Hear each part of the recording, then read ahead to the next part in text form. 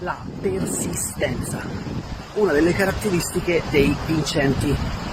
Ora, non è che bisogna per forza vincere le Olimpiadi o i campionati mondiali di briscola o di scopa, cioè la persistenza è un qualcosa, è una qualità, è una caratteristica che l'essere umano dovrebbe sviluppare un po' di più.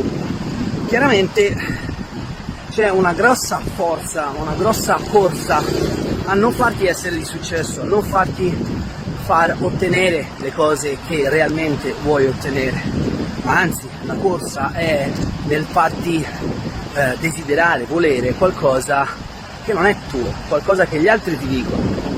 No? Immaginati come se qualcuno ti dicesse: te lo dico io che scarpe ti devi comprare, te lo dico io che cibo devi mangiare, te lo dico io che partito politico devi votare e via discorrendo.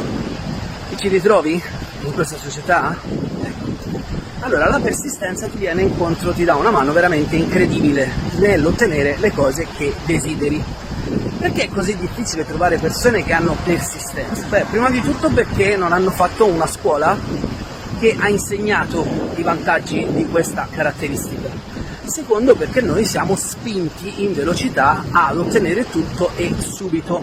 E chiaramente le persone, facciamo l'esempio della meditazione, no? Ah sì, ho meditato 1 o 2 volte, ma con me non funziona. Qui si parla di mesi di duro lavoro, ok? Persistenza.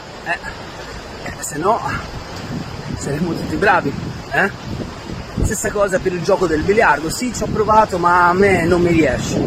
Riprovaci.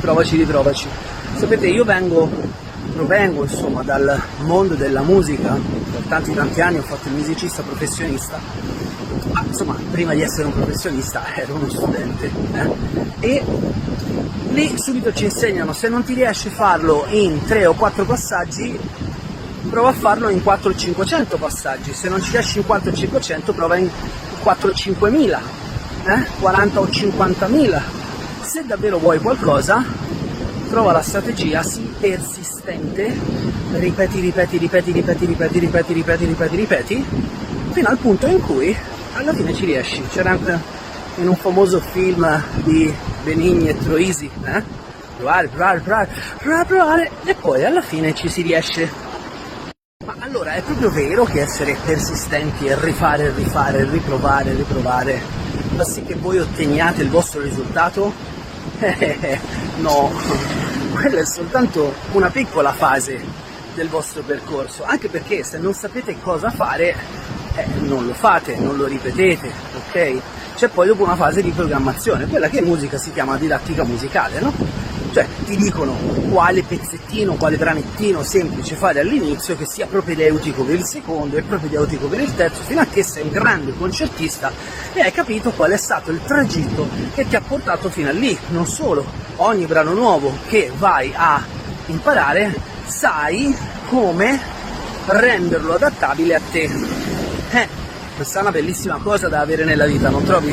Però se non sai quello che fai, fai a caso, e se ripeti a caso non è ripetere, è casualità. Su questo c'è da rifletterci un attimo, perché tanti pensano che la pratica rende perfetti, ma non è così.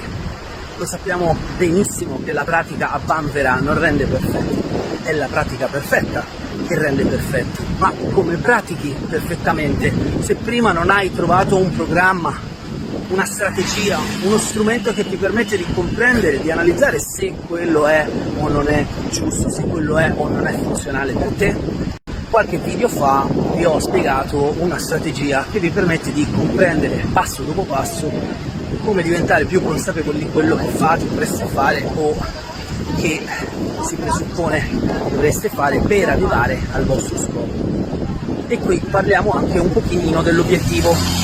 E allora, parlando di obiettivi, vi ricordo che gli obiettivi devono essere formulati in positivo. In linguistica in positivo significa che non ci sono negazioni. In PNL significa che non state utilizzando o attivando il metaprogramma via da, ma quello che si chiama vai verso.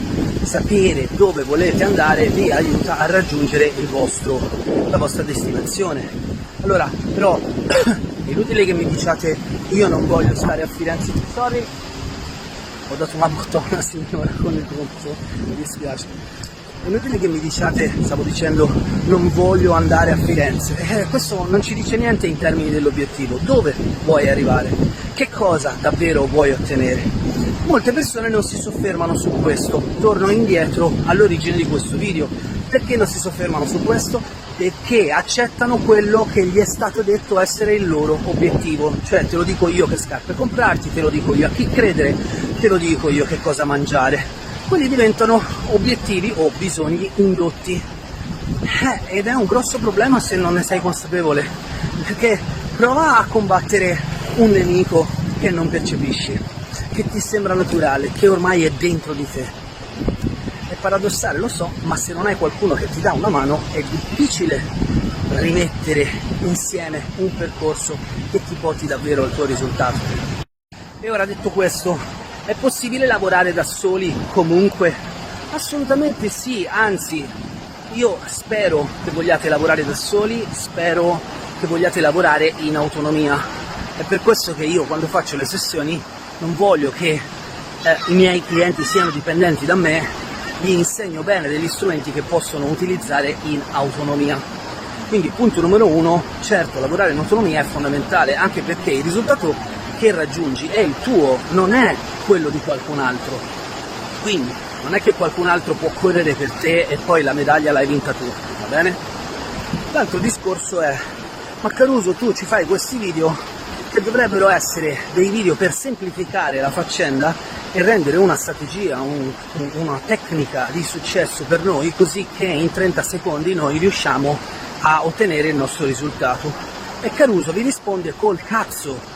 Ci sono abbastanza imbecilli che vi dicono queste minchiate, ok? Ci sono abbastanza imbecilli, basta. La vita non è una cosa semplice, è una cosa complessa, è fatta da tantissime cose, quindi è importante che qualcuno vi faccia notare che c'è una sua complessità, anche perché, come all'origine del discorso, se avete accettato che ci sono dei paradigmi e li avete sposati in pieno, per esempio, dopo una certa età bisogna sposarsi e fare dei figli, bisogna per forza comprare una casa. Queste sono tutte sciocchezze, non sono cose scritte nella pietra. C'è una forza enorme che vi spinge nel fare cose che magari non sono nemmeno nelle vostre corde. Quindi attenzione, attenzionissima a questo. Non voglio essere l'ennesimo operatore che vi dà la tecnicuccia per ammaliarvi e farvi venire a lavorare con me, anche perché se volete lavorare con me vi farete il culo. E c'è un mio collega che mi dice sempre, ma Caruso non dire così perché se no i clienti non vengono. Ma io non faccio questi video per avere i clienti, io faccio questi video per informarvi. Un giorno morirò e comunque avrò lasciato qualcosa al mondo. Se me l'avessero detto quando ero ragazzino che la vita è molto più complessa rispetto al fare 3 cose in croce e farsi accettare dalla società, ecco, magari adesso sarei ancora più avanti di quanto sono. Allora, riguarda tutto il video, dentro ci sono delle perle che io per scoprirle ci ho messo 15 anni, 20 anni, corsi su corsi, 15-20 giorni di corsi per ottenere una piccola frase sulla quale poi ho riflettuto e ho trovato strutture e strategie potenti, magari per dare una mano anche a te se hai intenzione davvero di lavorare. L'origine di questo video comunque ha a che fare con la persistenza.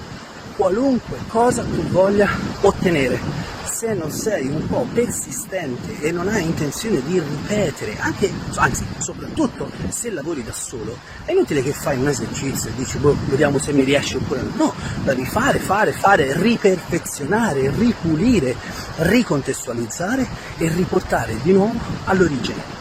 Spero che questo video ti sia utile. Riascoltalo un paio di volte perché dentro ci ho messo tante cose. Io da Cata ti saluto e ancora una volta da Caruso Colzi è tutto. Ciao!